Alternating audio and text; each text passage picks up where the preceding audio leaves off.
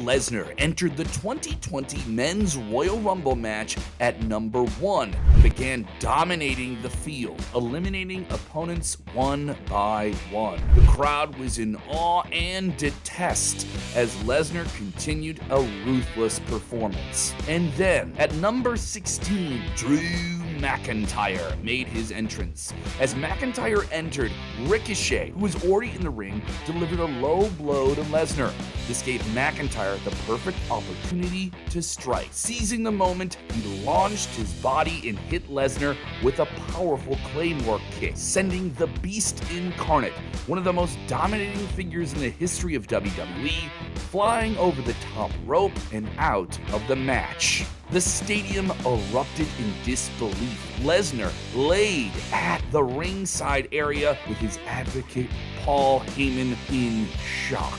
With Lesnar eliminated, McIntyre went on a rampage. He outlasted all of the other competitors to win that Royal Rumble, winning the rightful opportunity to challenge the champion of his choice at the upcoming WrestleMania 36. McIntyre set his sights on none other than the WWE champion Brock Lesnar, the very man he eliminated. The story was simple, it made sense, and people were excited to see how it was going to play out. This was going to be McIntyre's crowning moment after years of hard work and struggle. He was finally going to have his moment on the grandest stage of them all. However, just weeks before their anticipated match at WrestleMania, the COVID-19 pandemic hit the world, and everything was suddenly very, very different. Forced WWE and everyone in sports and entertainment to hold off their events.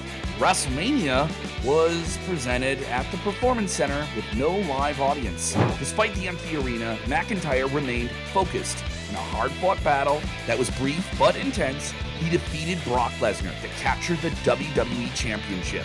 It was a monumental victory, but it came without the roar of the fans to celebrate the achievement. Though it was sweet, it was bittersweet. Although he wouldn't have liked it when he won the WWE Championship, this was still the biggest moment of his career, elevating him to the upper echelons of WWE superstardom. Let's dive deep into Drew McIntyre's career and see how he managed to become one of the most valuable superstars in WWE and in all of professional wrestling. This is Sportskeeda Wrestling. I'm Kevin. What do you think of Drew McIntyre and his future? Let us know in the comments below. Drew Galloway started training to be a professional wrestler at the age of 15, making long trips just to get to training sessions in 2001.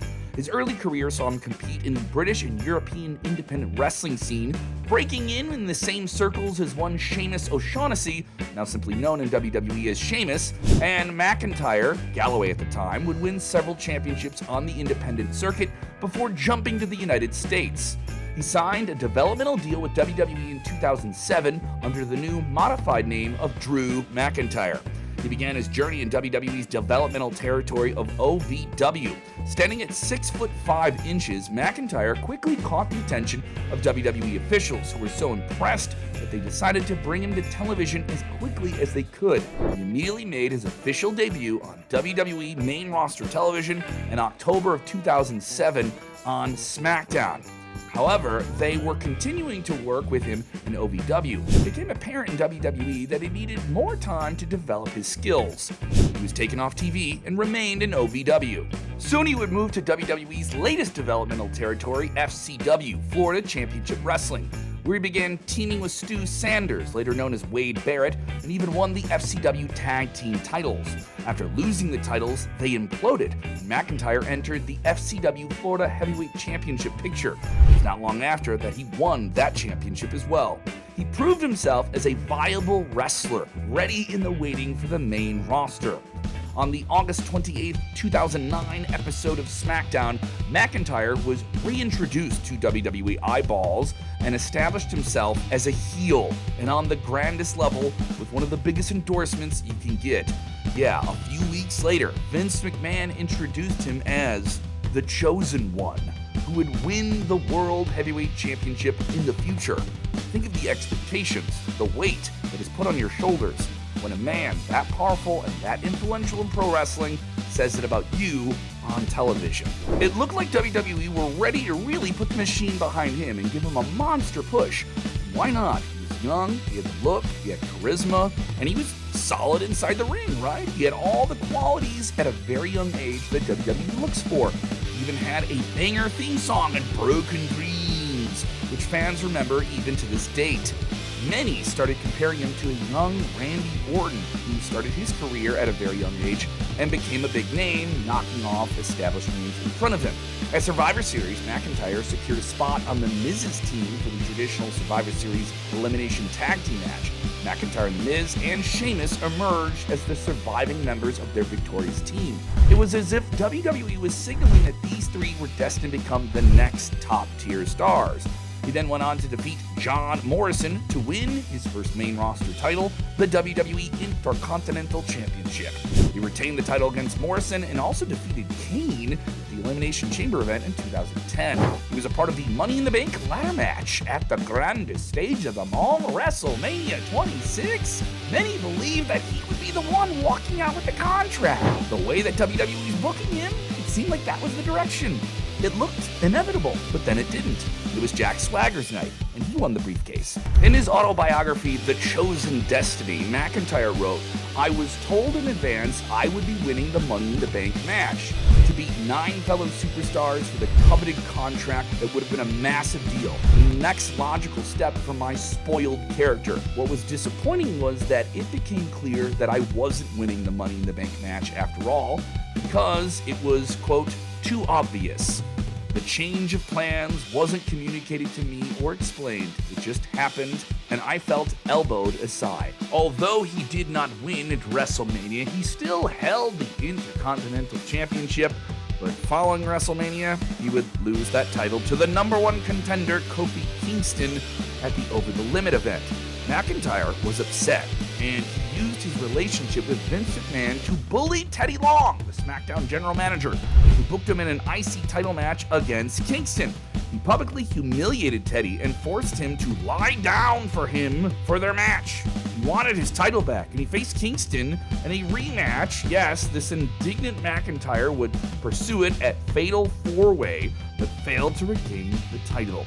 Continued feuding with GM Teddy Long for the next few weeks, and fans were waiting to see him in that main event scene. In July of 2010, WWE decided to introduce the Money in the Bank pay-per-view as its own standalone event. This allowed WWE to dedicate an entire event to multiple Money in the Bank matches, featuring competitors from both Raw and SmackDown brands. McIntyre was involved in the Money in the Bank ladder match for the World Heavyweight Championship contract, and now was the perfect time for WWE to elevate him to that next level that eluded him.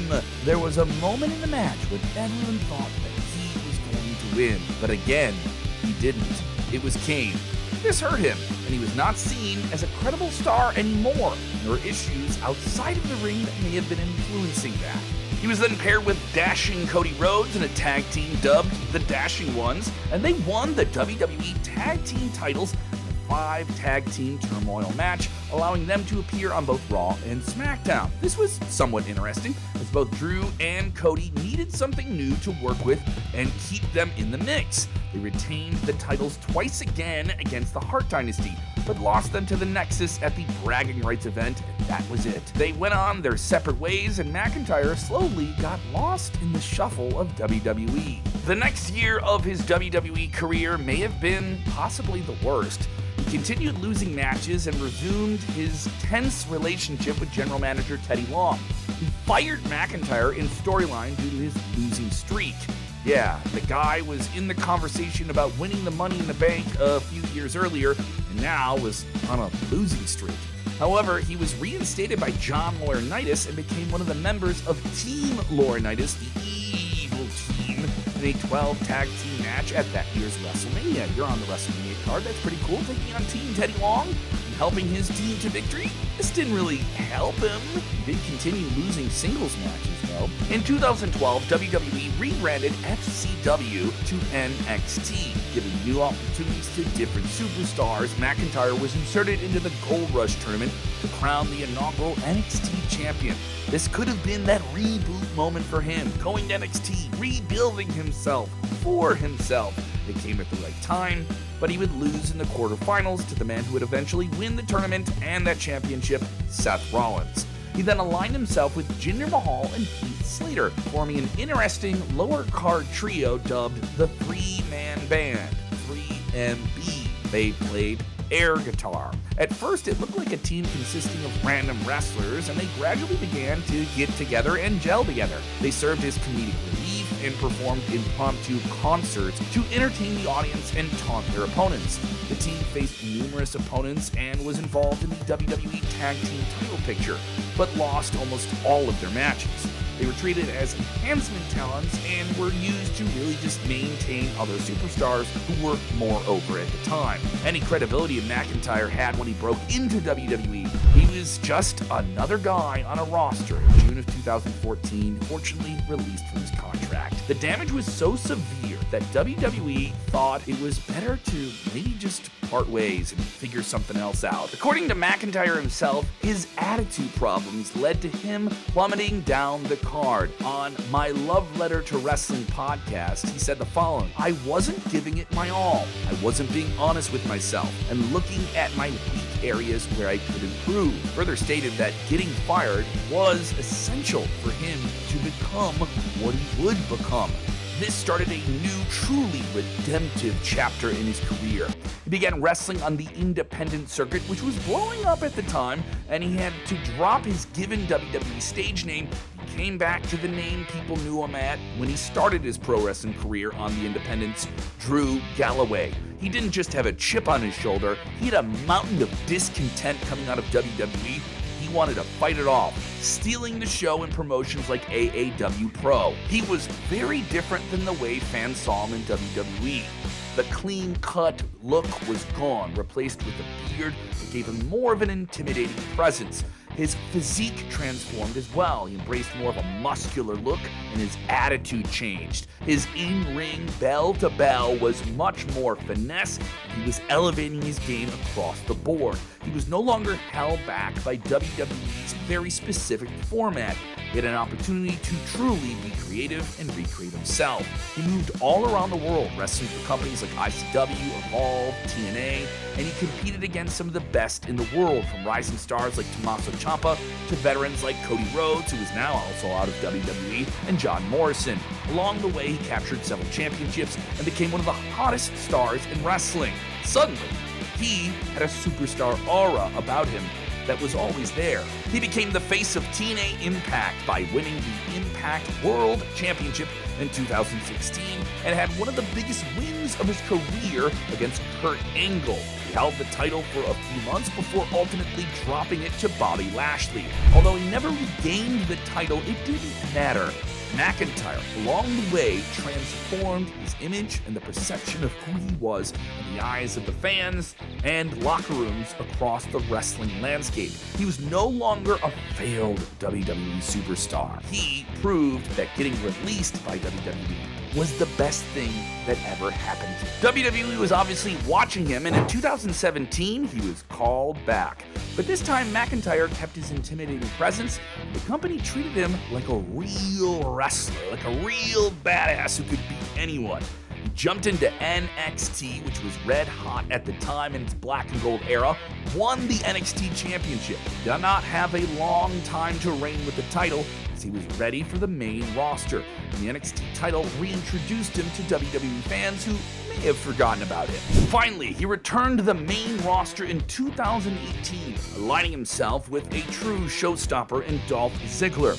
This unexpected alliance immediately caught the attention of WWE fans. You would think that aligning with Ziggler, who also struggled to find that established, unfeathered, unfiltered main event stardom throughout his career, would be maybe a bad decision, but it was great. It worked. Ziggler's connection with the fans, McIntyre's newly invigorated persona complemented each other perfectly. It didn't have to do much. It did what it was supposed to do. You just had to stand in the ring with Ziggler and look menacing, and then ring the bell and let these guys go to work with Ziggler doing the talking. Remember Roman Reigns in The Shield? McIntyre had a similar vibe with Ziggler. He helped Dolph win the Intercontinental Championship from Seth Rollins, then got involved in a feud with the United Shield. And just a year after his return, he was working with top stars like Roman and Seth in the spot he always belonged in. He also won the Tag Team Championships with Ziggler. WWE believed in him and booked him in scenarios designed to highlight his strengths and talents. He's taking the role and running with it. His partnership with Ziggler ended when they gradually imploded. McIntyre would beat the show off in a steel cage match. This marked the beginning of McIntyre's journey to establish himself as a true singles competitor. Around this time, Roman Reigns announced he was suffering from leukemia and had to take time off. When he returned, his first feud was with Drew McIntyre. Another sign of how WWE saw McIntyre as a true mechanic to make stories move in the overall picture of WWE with some of the biggest names. Drew destroyed Roman's Shield brother Dean Ambrose, made it personal with Reigns talking about his wife and kids. At WrestleMania 35, he faced Roman Reigns in a one-on-one match, but couldn't win. But that wasn't the point. It wasn't about winning or losing. Reigns was coming back from this awful real-life issue, and you needed to rally around the babyface and play your heel role on the biggest show of the year. Wasn't going to lose to McIntyre, but he was the perfect opponent for the job. Having a match with Reigns at WrestleMania is a huge deal, and it showed that WWE had faith in McIntyre in a way that maybe they didn't have during his first run. For the rest of 2019, McIntyre feuded with Reigns and aligned himself with the money of Shane McMahon for a short period of time. He was also involved in a very special tag team match where he teamed up with Shane McMahon to take on Roman Reigns and The Undertaker, which would be one of The Undertaker's final matches and performances in front of a live audience. After his association with Shane McMahon, WWE gradually began turning him into a fan favorite. He was getting cheered. Yeah, remember those days of the crowds going 3, 2, 1, Claymore him in the face? Yes, from late 2019 to early 2020, McIntyre embarked on a winning streak. By this time, fans were clamoring for him to go to that main event level. At the time, Brock Lesnar was the WWE champion, vowing to eliminate every single wrestler and win the match. This was an interesting scenario, as it would be the first time a standing WWE champion was entering the Rumble match without the WWE Championship being up for grabs. Lesnar's goal was to prove his dominance by outlasting 29 competitors. As the first entrant, Lesnar showcased his dominance during the early stages of the match. One by one, he eliminated every single opponent who stepped into the ring, racking up a series of eliminations. He single-handedly cleared the ring multiple times, making it look effortless. The air was being sucked out of the stadium. It felt like a foregone conclusion. Lesnar dominates, he suplexes, he wins. Would there be any light in the dark reign of the beast?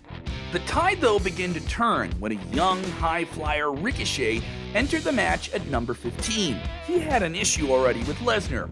Next was McIntyre, who walked toward the ring with a real air of electricity. If there was someone who could do it, people thought it was him. As he entered the fray, Ricochet delivered a low blow that momentarily incapacitated Lesnar. This opened the door, a double team if you will, for McIntyre to deliver all of the weight of his body, flying like a jet missile in a Claymore kick, sending the gigantic Lesnar over the top rope and out of the ring, and with it all of the air of every fan shocked. Quickly they would erupt. Everyone wanted to see who would eliminate Lesnar. How would he be able to get rid of the beast? But it was McIntyre who did it, and it was truly special. Riding that momentum from eliminating Lesnar, McIntyre went on a rampage, eliminating every single other competitor. Went on to win the Royal Rumble match by last eliminating Roman Reigns, truly tying up another loose end there. On the following episode of Monday at Raw, he announced that he would challenge for the WWE Championship against Lesnar at WrestleMania 36. In the weeks leading up to WrestleMania 36, the intensity between Lesnar and McIntyre escalated. WWE utilized face-offs, promos, confrontations to build the storyline. It was basic, but it felt very big time. However, as WrestleMania 36 approached, that COVID-19 pandemic forced the world to change and WWE with it. they decided to air the show from the Performance Center in Florida with no fans. Despite the lack of a live crowd, the match still delivered under the circumstances, the promised intensity, the high stakes of a championship, and a special moment for McIntyre. McIntyre delivered a series of Claymore kicks to Lesnar and won the WWE Championship in an intense but brief match. 13 long, arduous years, up and down, through the peaks and valleys coming to this point in WWE. Drew McIntyre finally realized his dream, a bittersweet dream in front of no fans. Yeah, imagine what that pop would have got if he pinned Lesnar in front of what was supposed to be a big stadium in Tampa, Florida. It would have been huge. I would have been there. I would have loved it. But it didn't happen that way. And does anything happen the most ideal way? Regardless, he is now a certified main event talent, and he has carried the company on his back throughout the rest of the pandemic, moving on from that point. He successfully defended the title against challengers like Seth Rollins and Bobby Lashley, before briefly losing it to Randy Orton and then reclaiming it.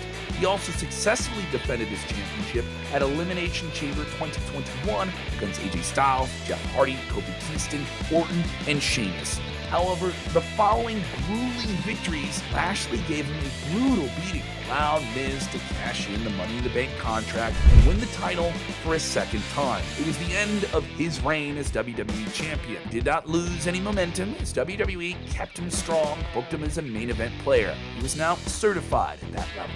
At the Clash at the Castle 2022 event in front of a huge audience in his home region of the United Kingdom in Wales, Drew McIntyre entered a true colossal titanic hero of the people, challenging the evil Darth Vader of modern WWE, the Tribal Chief Roman Reigns, for the WWE Universal Championship. The feeling was electric. People felt this was the perfect opportunity for McIntyre to get what he missed at WrestleMania 36 with that moment in front of a real live audience. He was the guy. It was the right place. It was the right time in his homeland. It made a fitting occasion, but he lost. Yes, he lost yet again. Solo Sikoa made his debut and helped Roman Reigns win and cheat to win the match. You know, Roman Reigns cheated for like a majority of his world title matches, even though people say he's one of the best champions. That's a different video. Many would argue that Drew McIntyre would have won that match, but Reigns was in the middle of his reign and they had to keep that going and keep him champ. This did seem to deter Drew a little bit, but after WrestleMania 39, where he faced fellow Europeans Gunther and Sheamus for the Intercontinental Championship match, yes, a triple threat match that some feel is one of the best triple threats of all time, he came right back on track at an interesting time when reportedly his WWE contract was nearing an end or was in some state of flux. A year later, at WrestleMania 40, he got his moment in front of fans in Philadelphia, with WWE roaring under the success of a new creative regime. He defeated Seth Rollins for the World Heavyweight Championship. It seemed surreal. It was another credible moment, lasted only for a brief time. A bittersweet twist, as Drew McIntyre would once again have the Money in the Bank cashed in on him by Damian Priest after he physically got into a scuffle with CM Punk at ringside, a moment that was alluded to for quite some time. Recently, The Rock, a member of the board of the TKO management over WWE, announced that Drew McIntyre had signed a new deal with WWE and gave him a gift. In a social media post, the final boss wrote, "As you know, I wanted to personally hand deliver this gift to you at your meeting with Nick Khan. I had to warm some cheap meals, chilled the tequila, and it was waiting for. Congrats again, brother. Cheers to hunger, passion, climbing that mountain, and always entertaining our fans. A sword gifted to a true warrior from another warrior. A sign that WWE in its now new ruling class saw McIntyre as one of its true main event players for the foreseeable future. When The Rock goes out of his way to mediate your contract, it's a clear sign that Drew McIntyre is a valued superstar in the industry of pro wrestling, and maybe one of the top names in the business overall. What do you think of Drew McIntyre? Let us know in the comments below. Is Drew McIntyre bound for a true revenging moment, winning the world title in the UK, in Scotland? Let us know about that too.